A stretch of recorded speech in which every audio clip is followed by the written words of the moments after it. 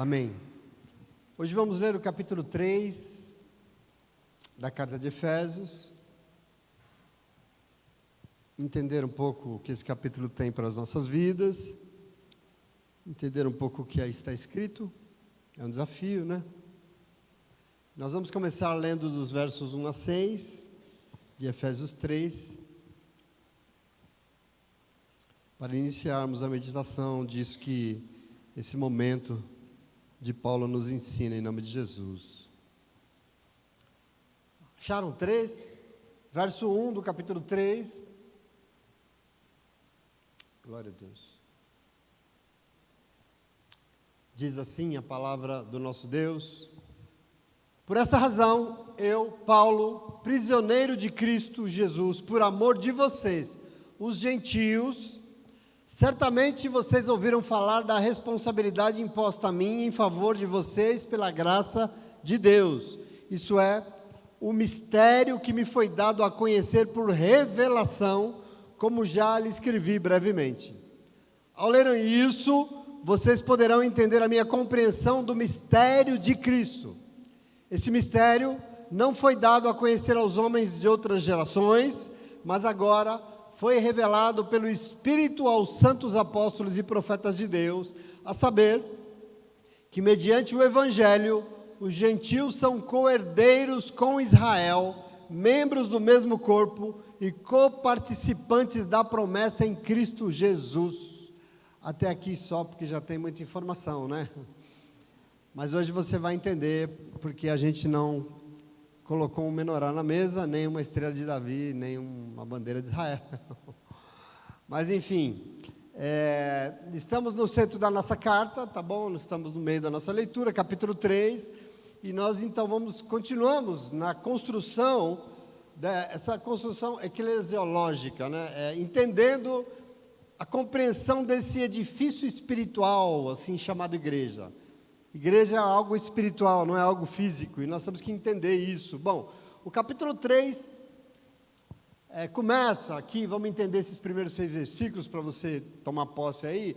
O apóstolo Paulo está aqui se autoafirmando como alguém escolhido por Deus para revelar um grande plano eterno, vamos chamar assim.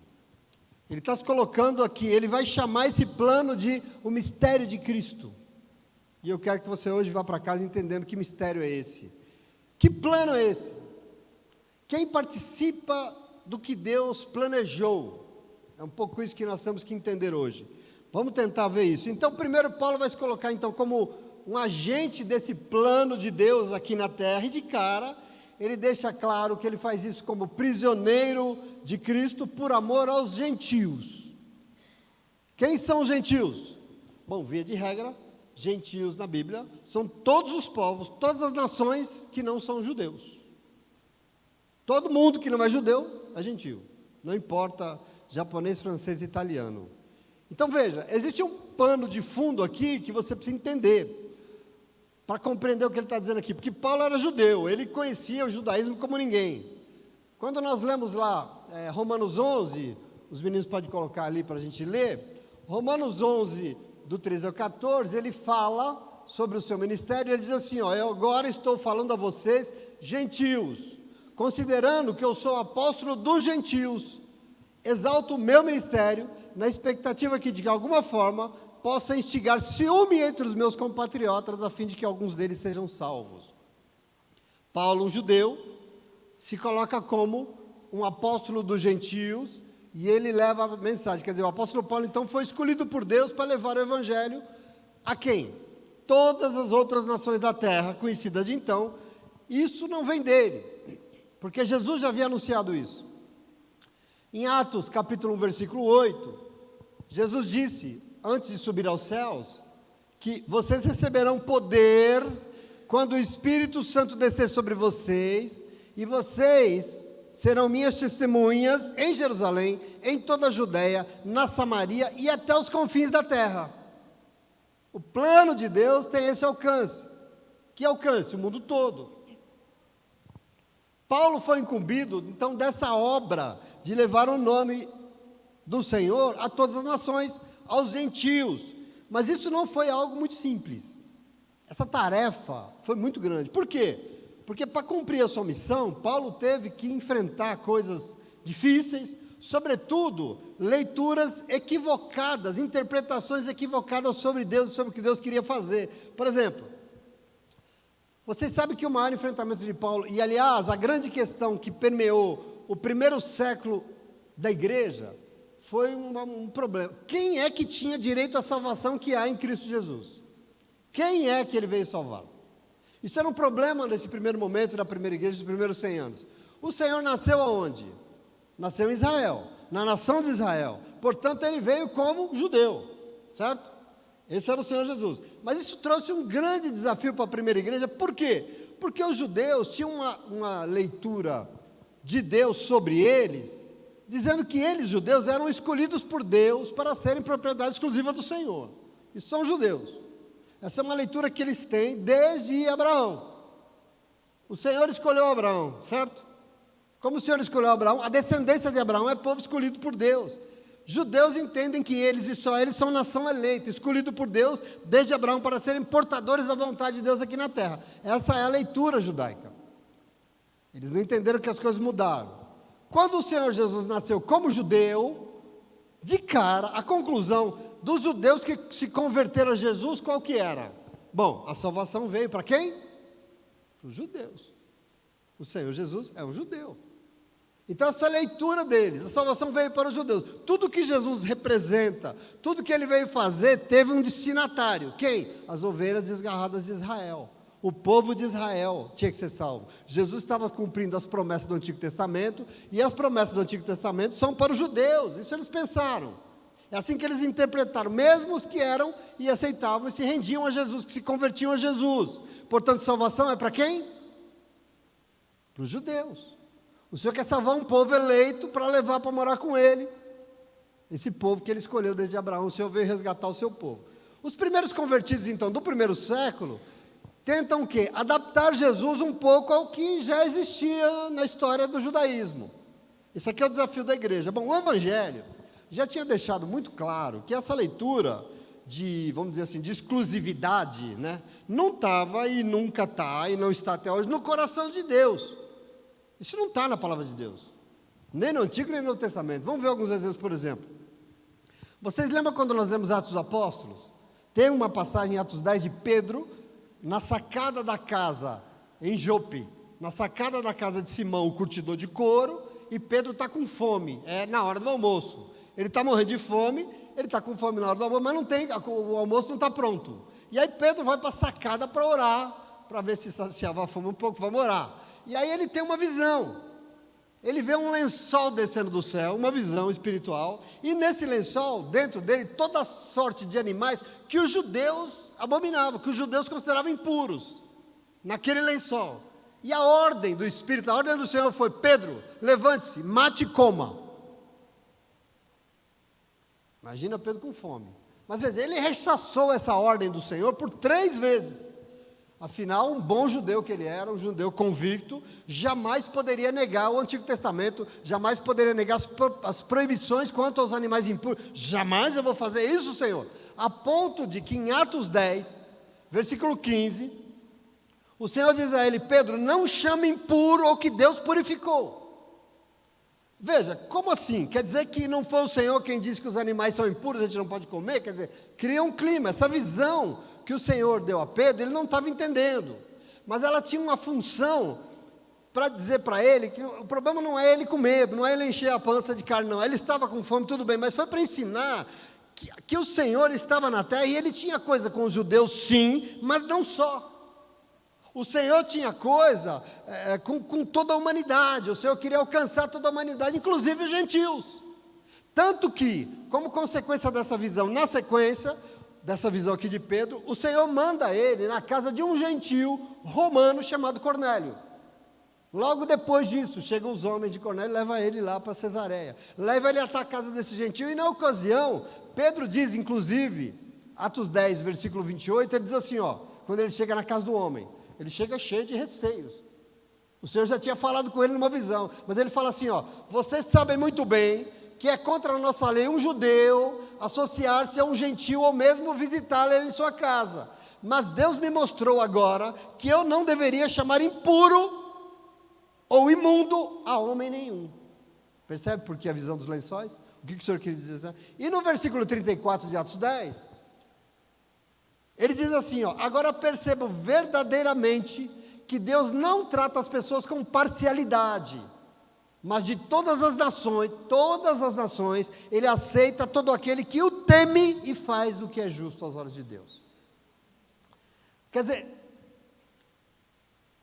você precisa entender, depois disso aqui, Pedro pregou a palavra, diz, que ele pregou o evangelho sobre o gentio Cornélio, sobre toda a sua casa, e diz que o Espírito Santo de Deus desceu sobre aqueles gentios, todos eles entraram num mistério maravilhoso, eles começaram a falar em línguas, e Pedro ficou boquiaberto, realmente, Pedro ficou de boca caída.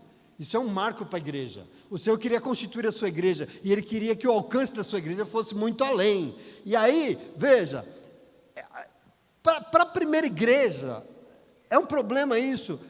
Pedro se convenceu. Pedro diz, Deus não tem coisa só com judeus. Ele não quer salvar somente judeus.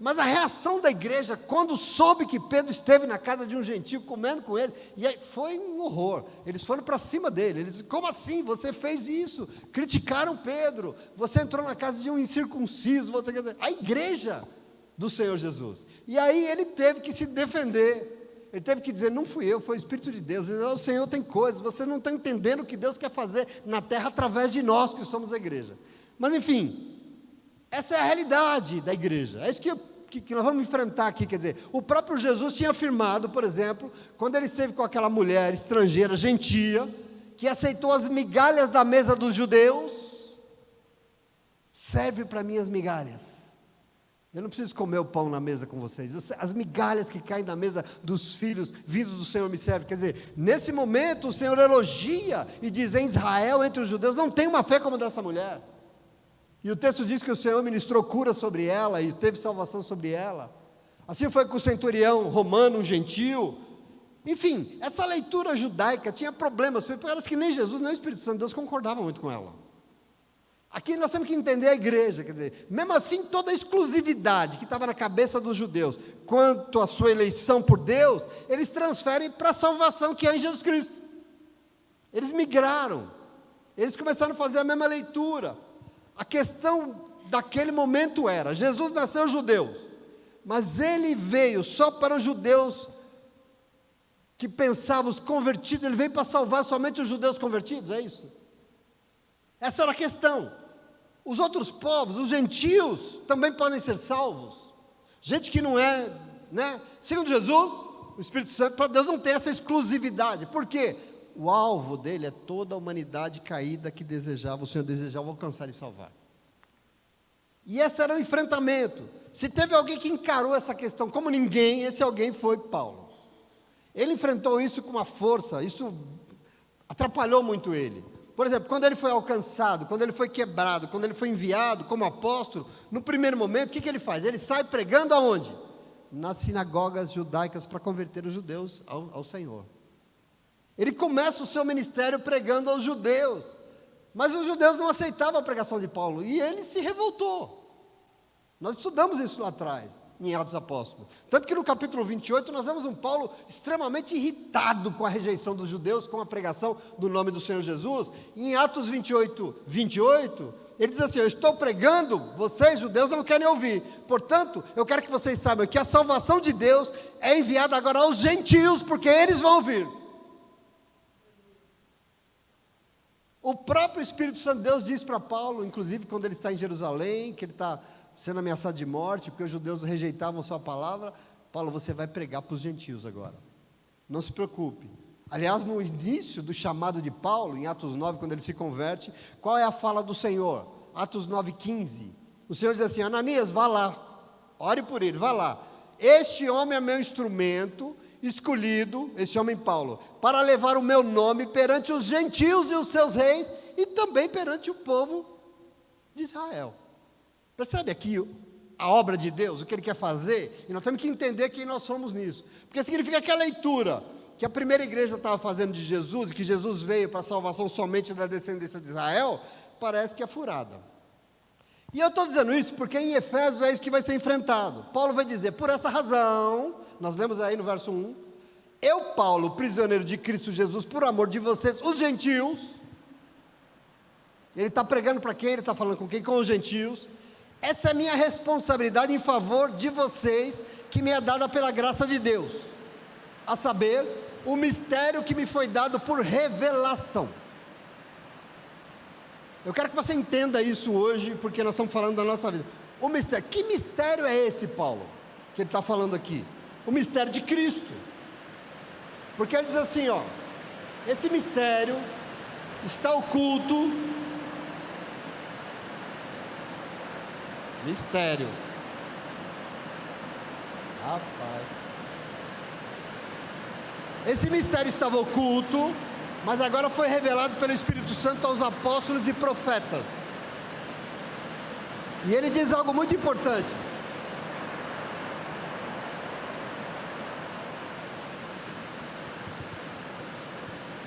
Porque ele diz assim, ó, desse mistério, vocês, os gentios, fazem parte.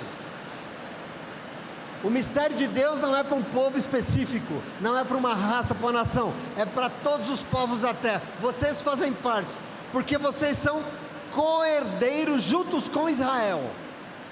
Está escrito aí, co-herdeiros, junto com eles, chamados para ser membros do mesmo corpo, coparticipantes da promessa que está em Cristo Jesus. Eu vou explicar isso tudo bem para você entender como é que isso diz respeito a nós. Vocês, gentios, são co-herdeiros junto com o povo de Israel e chamados para serem membros do mesmo corpo, coparticipantes da promessa que está em Cristo Jesus. Todo mundo, os gentios, junto com Israel. E claro está aqui então que Pedro tinha razão. Salvação não é somente para os judeus, mas para todos e todas que temem o Senhor e buscam viver segundo a justiça de Deus. É para isso o chamado, é para isso que existe. E por isso você está aqui nessa noite é tão importante. Por isso que ser parte da igreja ou ser a igreja é fundamental. Todos nós que aceitamos fazer parte dessa construção espiritual, feita de pedras vivas, como nós vimos semana passada, em que Cristo é a primeira pedra, Ele é a pedra angular, que se torna um corpo único em que Cristo é a cabeça. Nós viemos porque nós tememos ao Senhor e queremos que a justiça do reino de Deus seja feita na terra. Quem somos nós? A igreja. A igreja. Nós temos que entender quem é a igreja, nos planos de Deus. A igreja nesse mistério de Cristo. E nós precisamos entender mais uma pedrinha nessa nossa construção, mais um passo naquilo que o Senhor planejou para a igreja dele. Por isso nós não podemos abrir mão disso aqui. Assim, na igreja, primeiro, não importa a nacionalidade, não importa o personalismos, não tem aqui predileções, não tem exclusões, não tem eleições, não. Na igreja, Cristo é tudo em todos. Nós não podemos fazer distinção de pessoas. Deus não é parcial. Aliás, o apóstolo Paulo fala claramente na carta aos Coríntios: Deus não é parcial, Deus não tem exclusividades, Ele quer alcançar todos. Mas qual é a função da igreja nesse mistério que nós vamos entender hoje? Eu queria chamar para ler versículo 7 comigo. Qual é a função da igreja nesse plano de Deus? Eu vou ler do 7 ao 13. Deste mistério que eu estou falando, me tornei ministro pelo dom da graça de Deus. A mim foi concedida pela operação do seu poder. Embora eu seja o menor dos menores dentre todos os santos, foi-me concedida esta graça de anunciar aos gentios as insondáveis riquezas de Cristo e esclarecer a todos e todas a administração deste mistério que, durante épocas passadas, foi mantido oculto em Deus, Deus que criou todas as coisas.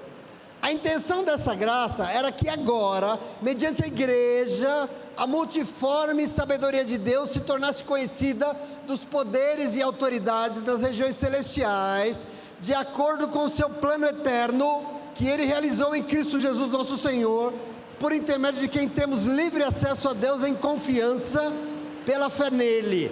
Portanto, peço-lhes que não desanimem por causa das minhas tribulações em seu favor, pois elas são uma glória para vocês. Vamos entender aqui esse momento. Fica comigo aqui, deixa a chuva para lá. Ele está se colocando aqui como portador dessa maravilhosa obra que o Senhor confiou a ele. E como você ouviu domingo aqui, ele se reveste de uma humildade bonita, porque ele fala: eu sou o menor dos menores, dos que foram chamados, mas a mim foi concedida a graça. Por que é graça? Porque eu não merecia, porque eu não tenho como pagar, foi de graça. De quê? Anunciar aos gentios as insondáveis riquezas de Cristo e esclarecer a administração desse mistério que é Cristo e que o Criador agora resolveu revelar para a humanidade. Esse é o momento. Vejam, esse que ele chama de mistério de Cristo nada mais é do que o grande plano de Deus de enviar o seu Filho à terra para redimir a criação, para salvar a criação. Esse é o mistério de Cristo. Isso é o que é o plano de Deus. É disso que Paulo está falando aqui. Esse é o mistério que o apóstolo toma para si, o mistério da redenção, que tem que ser anunciado a quem? A toda criatura, a tudo que foi criado, a todo mundo criado, Jesus Cristo, e o plano de salvação de Deus através de Jesus Cristo. Isso precisa ser anunciado. Qual é o plano? Então, enviar o seu Filho para chamar todos os povos ao arrependimento, todos, reconciliar todos os povos, inclusive os judeus, para formar uma coisa nova. Você sabe que primeiro Deus chamou Abraão. Esse foi o plano primeiro, sim ou não? Essa foi a primeira aliança. Deus chamou Abraão para, através dele, construir uma nação, para o quê? Abençoar todas as famílias da terra. Deixa eu chamar de Abraão. Veja o plano que estava no coração de Deus desde sempre. Abraão seria esse portador de algo para alcançar todos os povos da terra. Mas, inclusive não somente os judeus. Mas vocês sabem que o judeu acabou querendo a bênção só para ele. Deus virou exclusividade nossa. É só se ler o Antigo Testamento que eles quiseram as bênçãos só para eles. E por isso a coisa, vamos dizer assim, para ser bom, desandou um pouco. Esse primeiro plano, essa primeira aliança, deu uma desandada. E por isso, Deus planejou formar algo novo. Você precisa entender quem é você no coração de Deus. Deus planejou formar algo novo. Quer dizer, é muito importante que a gente construa. E o que ele fez? Nos chamou para esse algo. Ele nos chamou para esse. O quê?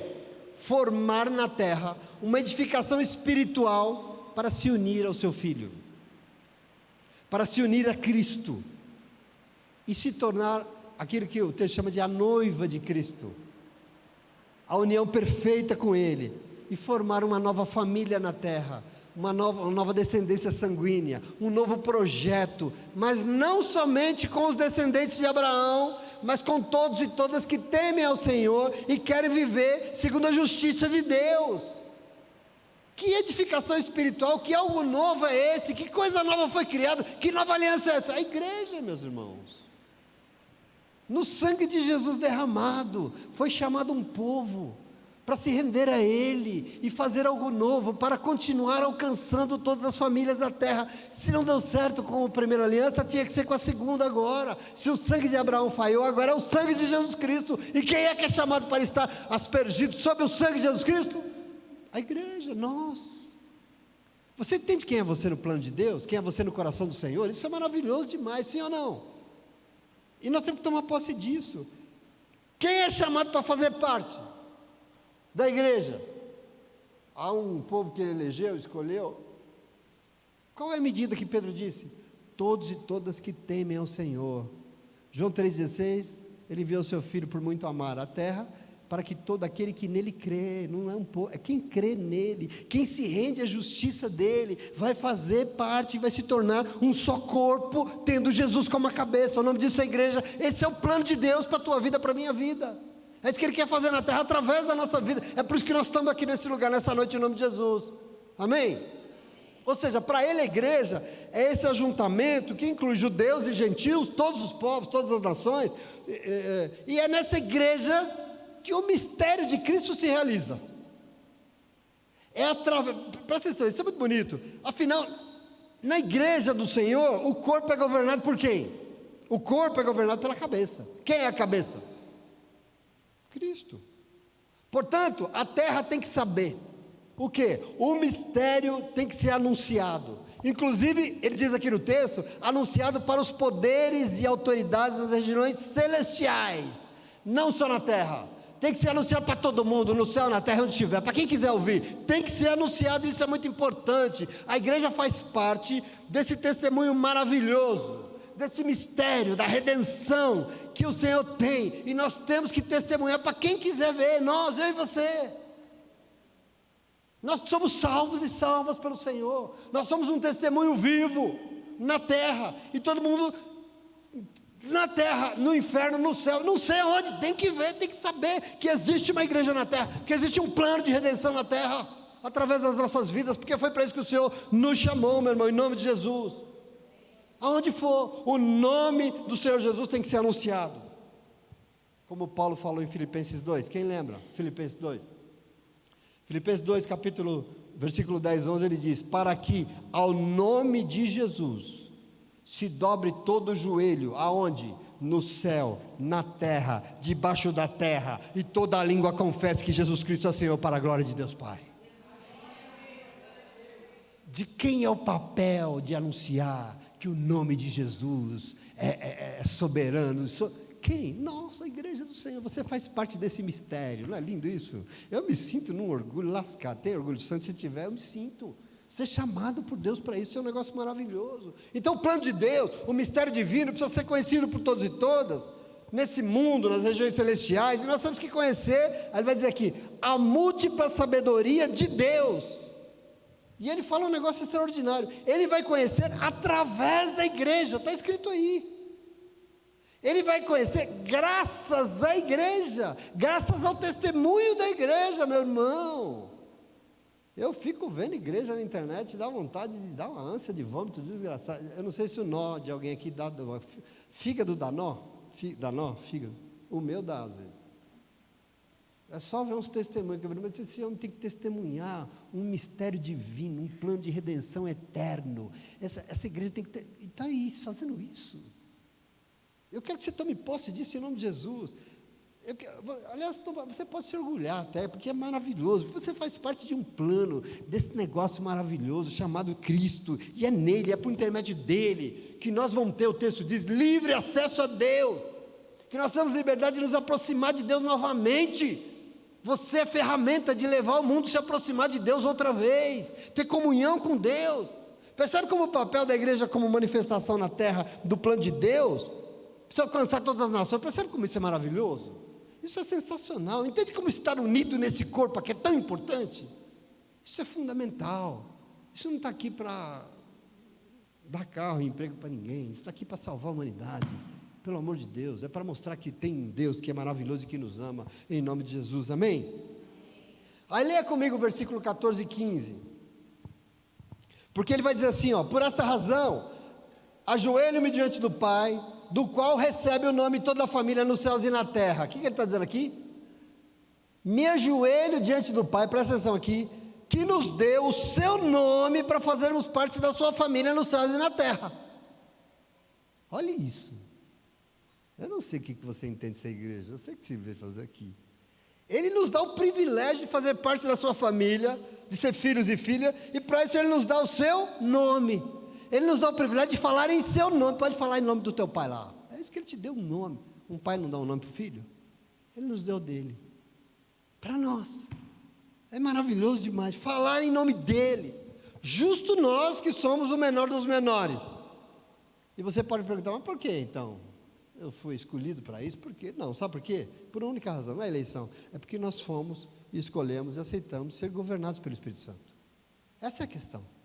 Eu não sei se você já leu Romanos 8, e eu vou ler para você versículo 13 e 14, de Romanos 8, diz assim, ó, porque se vocês viverem de acordo com a carne, vocês vão morrer, mas se viverem pelo Espírito, e fizerem morrer a vontade do corpo de vocês, viverão para todos e todas que são guiados pelo Espírito de Deus, esses são filhos e filhas de Deus. Filho e filha de Deus não é quem acha, não é quem se batizou, filhos e filhas de Deus é quem é governado pelo Espírito Santo de Deus. É isso que nos foi dado, a igreja. E aí Paulo diz que se ajoelha diante do Pai, do qual recebemos o nome para ser parte da sua família. E mais, verso 16, leia comigo, até o 19. Oro também para que com as suas gloriosas riquezas, Ele os fortaleça no íntimo do seu ser, com poder. Quer dizer, tem algumas traduções que dizem, no homem interior. Eu oro que com suas gloriosas riquezas, Ele fortaleça vocês no seu interior, com poder, por meio do seu Espírito, para que Cristo habite em seus corações mediante a fé. E eu oro também para que vocês, arraigados, alicerçados em amor, possam, juntamente com todos os santos, compreender a largura, o comprimento, a altura, a profundidade, e conhecer o amor de Cristo que excede todo conhecimento, para que vocês sejam cheios de toda a plenitude de Deus. Oh, coisa linda! Ele ora pela igreja, aqui está orando pela igreja, para que nós recebamos as riquezas celestiais gloriosas, e sejamos revestidos de poder por meio do Espírito Santo, para que seja fortificado o nosso interior, mediante a fé que temos em Cristo. O ser humano interior, e aqui é legal, eu gosto disso, porque ser igreja é esse povo que nega o seu exterior para fortalecer o seu interior. Você não fortalece aqui dentro se você valoriza só o que está fora. Ser igreja é essa coisa que nega o físico para fortalecer o espírito. As necessidades físicas aqui, podia até falar de jejum, né? Mas é uma verdade. Não tem como ser igreja, não tem como o Espírito Santo de Deus habitar, se nós não matarmos a nós mesmos, como o texto diz aqui. Se nós não negarmos a nós mesmos, porque quando nós negamos o que é físico, quando nós negamos o que é exterior, o Espírito vem e toma o nosso interior, e aí nós somos fortificados, nós somos fortalecidos no nosso interior. Aqui dentro nós viramos uma fortaleza. Por fora pode estar gordinho, capenga, tal, não tem problema, meio despenteado, mas aqui dentro mora o Espírito de Deus, e aqui dentro eu sou forte, preenchidos pelo Espírito de Deus. Veja isso que maravilhoso. Se a gente continua diante de Deus, cheio de nós mesmos, cheio das nossas convicções, daquilo que nós queremos, daquilo que nós achamos certo, do nosso jeito, não tem Espírito. Não tem, aliás, ele não governa, não tem como ser igreja, não tem mistério de Deus, não tem redenção, não tem salvação. Quando você é dessas águas do batismo, você sai de lá um novo homem, uma nova mulher, para quê? Para que o governo na sua vida seja outro. Você troca o comando, você troca o governo, quem vai mandar na sua vida agora não é mais você, é o Espírito Santo de Deus. Aqui está a redenção. O plano é que aqueles e aquelas que aceitaram ser igreja, recebam aqui, segundo o texto, as gloriosas riquezas celestiais, e com certeza a maior de todas as riquezas que é vir e ter o Espírito Santo de Deus governando a sua vida com poder. Não tem riqueza maior que essa, te ajudando. E ele ora também para que nós estejamos sempre assim, como? Arraigados em amor, unidos pelo mesmo amor, nós todos, que nós estejamos assim juntos como um só corpo, uma mesma edificação, porque assim nós poderemos entender esse mistério chamado Cristo. Só assim nós entendemos o mistério desse plano que Deus traçou ao enviar o seu Filho na terra para nos fazer viver de novo, para nos tirar da morte. A gente não entende isso se a gente não, presta atenção, se a igreja estiver sendo governada pelo Espírito Santo, o nosso interior será fortalecido, ele vai habitar aqui, nós seremos morada, ele vai habitar em nós, e por isso nós estaremos arraigados no amor, nós estaremos alicerçados, negando a nós mesmos, dando a nossa vida por amor aos outros, corpo, e com isso nós poderemos compreender o mistério, que é fazer parte desse plano de Deus. Só assim. Não é porque você frequenta um lugar, é porque você vive a comunhão que só o Espírito pode fazer, é porque você se envolve. Isso aqui quer dizer que não é sozinho. Igreja é ser sozinho, não é isolado, significa que não é cada um de um jeito, não é cada um achando uma coisa, fazendo o que quer na hora que quiser. Não é assim. Não é somente alguns dizimando e os outros usufruindo do dízimo do outro. Não é assim, não é assim que funciona.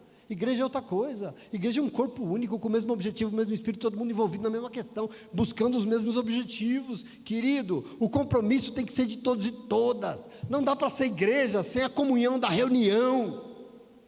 Igreja em casa, sozinho, isso não existe na televisão, isso não existe, é coisa do capeta para você. Precisa ter algo em nossa vida. Nós, não sou eu que sou a igreja, nós somos a igreja, quando nós nos juntamos aqui. Quando você vai embora, isso deixa de ser uma igreja. A igreja se constitui quando o povo se junta no mesmo espírito, governados pela mesma cabeça, aí se constitui a igreja. Me mostra na Bíblia algum lugar onde tem uma igreja que não é um ajuntamento de um povo e a palavra foi ministrada, o Espírito veio e se manifestou. Isso é evangelho. É isso que você precisa entender que nós vamos fazer aqui, querido. Presta atenção, não dá para ser igreja por nós mesmos, com nossas próprias medidas. Não se engane, hoje em dia inventaram essa igreja, é a igreja que você quiser, do jeito que você quer, onde você quiser. Não, eu creio lá em casa, eu oro a hora que eu quero, eu falo com Deus, eu resolvo. Isso não é igreja. Ah, mas eu não quero ser igreja. Tá bom, então você não participa do mistério de igreja, você não participa do plano de Deus, você não está revestido pelo Espírito de Deus, porque essa é a medida. E outra, nós só vamos compreender o que Deus fez e quer continuar fazendo na nossa vida quando nós estivermos juntos em um só corpo, um só amor, buscando o bem um dos outros. Só assim. É isso que esse texto mostra. Para a igreja, Deus decidiu se revelar, é isso que ele fala aqui.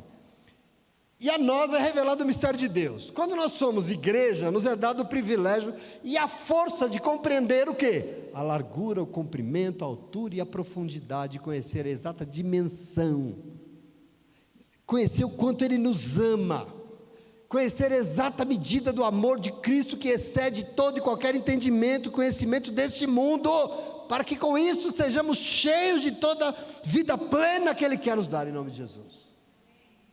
Não dá para ter igreja de gente vazia, nós temos que ser cheio de vida, de zoé, vida plena, vida abundante, vida feliz, preenchidos.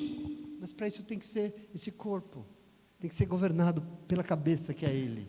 E aí nós nos tornamos isso. Então, meu irmão, minha irmã, a nós que somos igreja, e aqui ele fala a você que é igreja, a nós, foi dado acesso à sabedoria divina, porque só sendo igreja, só sendo corpo governado pelo Espírito, que nós recebemos aqui, ele diz, a força para compreender Deus e tudo que Ele quer fazer na nossa vida e através da nossa vida no mundo. Por isso, eu sempre digo para vocês, que não adianta só ajudar as pessoas, não adianta querer fazer na vida da pessoa o que nós achamos que é melhor para ela, não adianta a gente querer, presta atenção, porque sem Cristo, sabe o que acontece? A pessoa não tem força para compreender o que está acontecendo na vida dela. Sem Cristo ela não vai entender nada. Eu quero que você entenda isso. Tudo que nós temos, tudo que nós sabemos, tudo que nós recebemos de Deus, só recebemos porque existe Ele se revelando. Às vezes a gente não compreende isso, as pessoas têm dificuldade enorme de entender Deus. As pessoas não entendem o Senhor, por quê? Porque não adianta ser humano querer compreender Deus. Você pode ir para a tua casa, você não quer ser igreja, você não quer se envolver, e eu quero ler a Bíblia, pastor. Eu fiz isso no começo, eu li a Bíblia umas 8, 9 vezes, de capa a capa, quando eu me converti. Sabe o que eu entendia? Nada, porque eu achava que seria a minha capacidade de compreender, e afinal de contas eu sabia ler. Não adianta o ser humano querer compreender, é necessário o quê? Que ele queira se revelar. Eu não sei como é que você vive sem ser igreja, porque é na igreja que ele quer se revelar, segundo o texto que está escrito aqui. Presta atenção, aqui está o maior drama na vida de um pregador, porque não é o pregador que fala, é Deus que tem que querer se revelar. E se Deus não quer se revelar, desculpa. Não se trata de um esforço intelectual, porque eu confesso para vocês, eu já li muita filosofia tentando falar de Deus, mas os caras não entenderam nada. Não é porque eu sou melhor do que, eu já vi Kant falando sobre Deus ali, mas não é porque eu não sou melhor do que ninguém, pelo amor de Deus, não é isso. Mas você precisa entender, é porque não adianta a nossa inteligência, não adianta a nossa capacidade de formular ideias, conceitos a respeito de Deus. É necessário que o próprio Deus queira se revelar, porque se Ele não quiser se revelar, ninguém vai entender nada.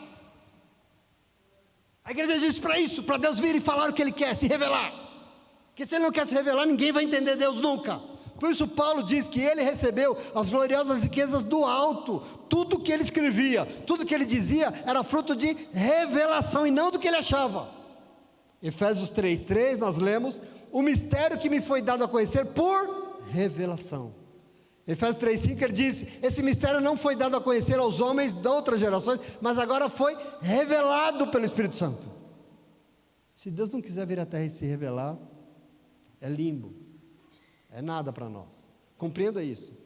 Desculpa, mas eu falo essas coisas até, e parece que eu sou chato, mas assim, eu tenho ouvido muita gente por aí, eu tenho lido muita gente cheia de conhecimento, conclusões de pessoas sobre Deus, mas querido, sabe o que eu vejo? Se ele não quiser se mostrar, tudo é bobagem da cabeça das pessoas, é tudo discurso humano. Eu estudei teologia, estudei muito, com gente muito inteligente, mas vira discurso. Depois que eu saí da teologia, aí eu fui viver Deus na igreja, eu fui pregar o evangelho, aí eu fui começando a entender Deus, e aí eu lembrei de tudo que eu aprendi. Eu falo, o cara também não entendeu lá, porque ele não viveu, o Espírito Santo de Deus não revelou para ele em nome de Jesus. É muito importante que você entenda isso. Meu irmão, o que move todas as coisas na igreja, o que move todas as coisas na tua vida é o Espírito Santo de Deus.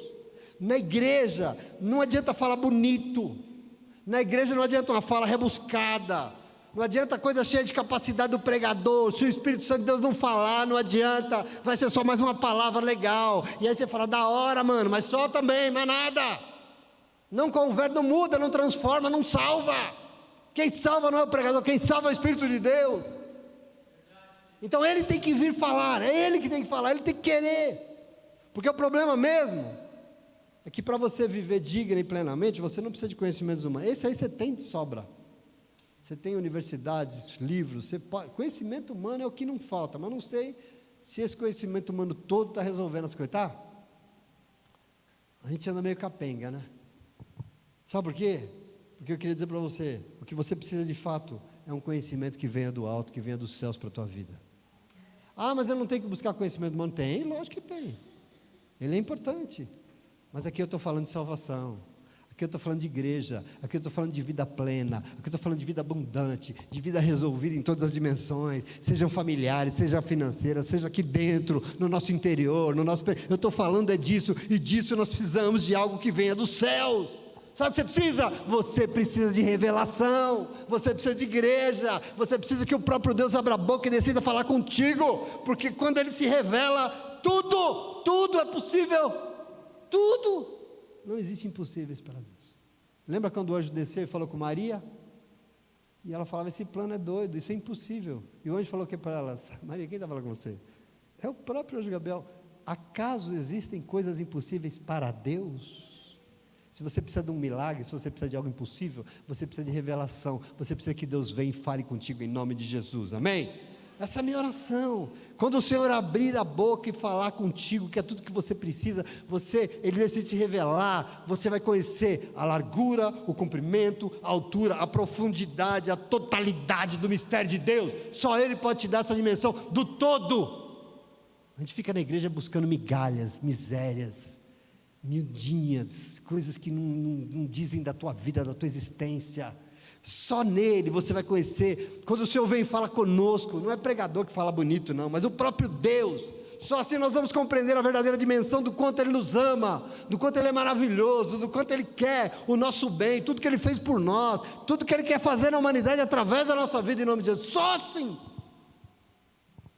Só assim, por isso a igreja é tão importante. Você entende isso? Entende ou não? Portanto, o capítulo 3 aqui, nós temos a clara noção disso. Quem somos nós diante do mistério de Cristo? Para que existe igreja? O que nós estamos fazendo aqui?